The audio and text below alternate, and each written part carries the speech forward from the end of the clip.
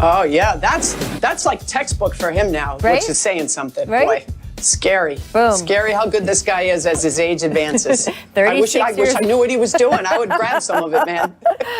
Welcome to the Jump. First of all, Jackie, you have lost nothing off your fastball. You need no advice from anyone. Welcome to the Jump. I am Rachel Nichols, indeed, alongside the Hall of Famer, Miss Jackie McMullen, and NBA champ Kendrick Perkins. Coming up later in the show, I am going to ask Perk and Jackie which stock they would rather have more of right now, the Celtics or the Heat, because they square off tonight right here on ESPN. First, though, for years now, it has been painful to be a Knicks fan. And yeah, the losing has been part of it. There has been so much losing. The Knicks entered this season with the worst record in the entire NBA over the last 6 years. They not only have the longest active playoff drought in the Eastern Conference, every other East team has made the playoffs at least twice since New York last did. Still, even the losing might not be what stings as much as the way the franchise has gone about it. Missing out on free agents while throwing wheelbarrows full of cash at the wrong ones. Draft boards that look like plates of scrambled eggs. Switching coaches every time the wind changes. New York has had 8 head coaches in the past 10 years.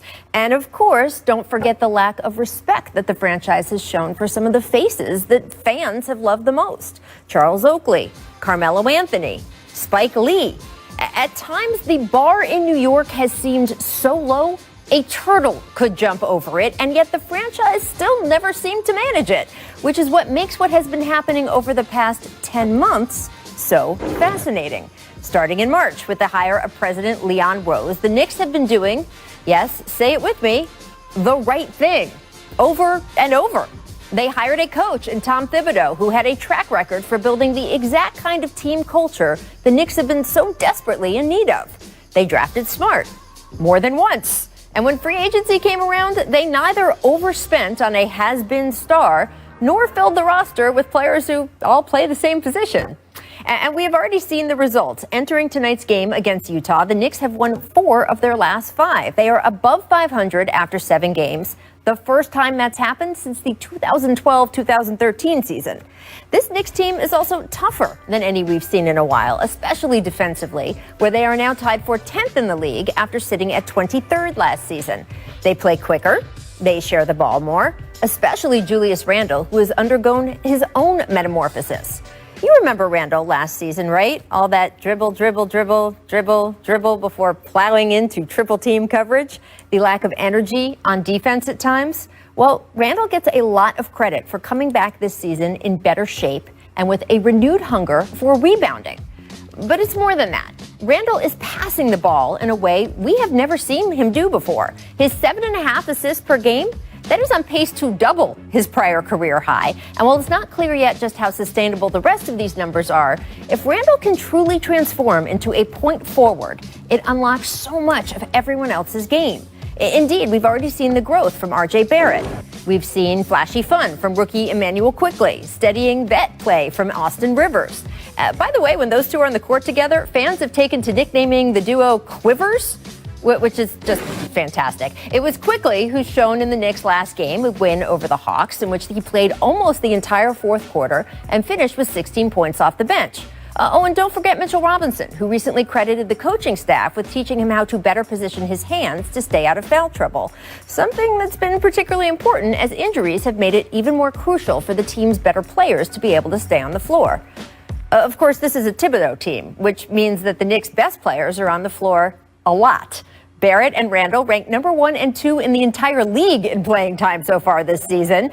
But they're both young enough they should be able to handle it, and the consistency that all that playing time brings has been a big part of establishing the new way the team is doing things, which is really the key, right? Because yes, it is nice to be winning instead of losing. But even if the Knicks go through another bad stretch sometime this season, and they probably will, it finally feels like fans can have some faith in the way the team is being run. Winds of change, indeed. All right, guys. It is a new day in New York. Maybe we're going to introduce a new segment here on The Jump called Good Story or Good Team. So, Kendrick, you heard me talk about the Knicks, why they have been a good story this season. But is that all they are? Or are they actually a good team that we will be talking about all season long? No, Rachel, they are actually a good team. Listen, we are finally saying something good about the Knicks. What has been over a decade that we've been talking nothing but bad things about the Knicks, and Nearly. here they are. And it started with the hiring of Coach Tom Thibodeau. You remember when everyone had all these questions about Coach Tibbs? What was he gonna be able to adjust? And you remember I told you on the show right when he got hired, I said Tibbs had time to reflect on himself and learn the new generation, and it shows on the court. One thing you know about Tom Thibodeau is that he's gonna demand guys to play defense at the highest level, and that's what the Knicks have been doing. He's going to prepare guys. He's going to have them ready. Guys are going to know their personnel. On the offensive end, Tibbs is letting these guys be themselves. They are playing freely together. Julius Randle has always been a stud in my eyes. Now he has a coach that actually believes in not only his scoring and rebounding, but his ability to create for others. I love the way I love the direction that the Knicks are going in. And I said they are a sleeper pick to making the playoffs in the Eastern Conference. Wow. So, Perk, I agree. This is a really good story.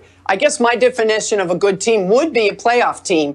And while I'm as pleased as anyone watching what Tibbs has done to transform this team, and by the way, be fair, it really didn't start with Tibbs. It started with Leon Rose, who has changed the culture there, and then hired Tibbs. So let's give credit where credit is due. And I do think it's unbelievable to see the Knicks as a top 10 defensive team. I give pause and try to bring a little perspective to this only for this reason. Some of the numbers are so video game, I'm just not sure they're sustainable, including Julian Randle, who, by the way, when Tibbs was hired, I asked around, and the first thing GMs and coaches said was, where do you see what he does with Randle? He's going to transform Randle. He's going to get Randle back on his footing, and that has all come to pass. But, you know, will Alex Burks shoot 67% from the three-point line? Can Julius Randle keep up those incredible numbers? Will Austin Rivers shoot 46% from three? Those are the numbers that are making this team what they are right now. I'm not sure they're sustainable. It doesn't take away from the fact that they're building something. And if you ask the Knicks, that's the most important thing anyway. It has been so long and so frustrating for people who, I mean, this is an incredibly loyal fan base. I am so impressed with New York Knicks fans all the time.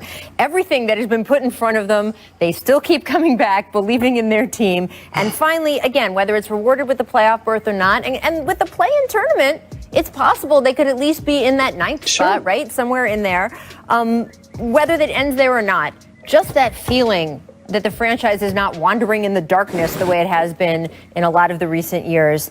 I just think that shows a level of respect for the fans that we have not seen in quite some time. All right, next up, we have the Orlando Magic, 5-2. Your playoff team last year. Still not sure anyone expected to start this good. So is the Magic a good story or a good team? So I think they have the potential to be both. When Jonathan Isaac went down in the bubble, he was arguably their best player, and you thought, oh boy, this is going to be tough for them. But Vucevic has more than picked up the slack. He's off to an incredible start. The problem the Magic has, and it was a problem last year too, is it's scoring. It's perimeter scoring in particular. If your name isn't Vucevic or Terrence Ross right now, nobody else can shoot from the three-point line. So what teams are going to start to do is push guys like Markelle Fultz, who's shooting about 39% from the floor, out beyond the rim and say, go on, try to beat us that way. But I love Steve Clifford's defense. I love the focus this team has. And they have, you know, their rookies have struggled a bit, like all the rookies, I think, because it's so tough not to have a preseason, all that. So I think they are still a playoff team. And Vucevic, what he's doing is just amazing.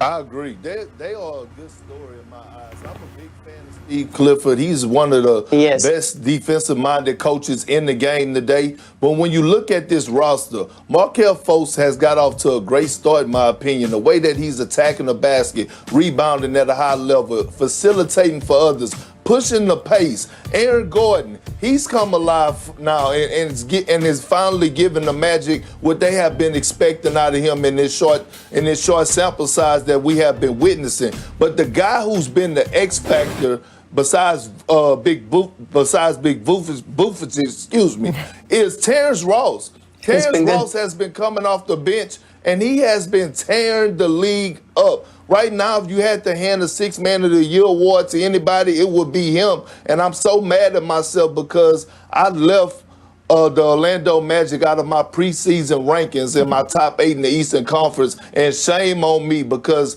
they are a great story. They are a good team, and they will be in the playoffs this season. Well, let's stick in the East because next up we have the Cleveland Cavaliers, who are above 500 with a 4-3 record.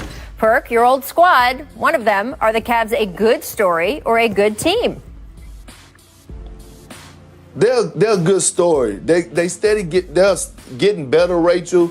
But I'm a huge fan of JB Bickerstaff. If you look back last year, I wasn't a fan of the hiring of Beeline. I thought that he was a little bit too old for what the players they have in Garland and Colin Sexton. Listen, they drafted Colin Sexton a few years back in the lottery, and a lot of people doubted this young man. But he's a young bull. He plays with a tenacity, a chip on his shoulder, and he's getting better every single year. And I'm not surprised that the Cavs are right where they at right now, and they have been in every game that they played in, and it's because of the leadership of J.B. Bickerstaff. He demands the best out of Andre Drummond, and he has the respect of the locker room, and that goes a long way.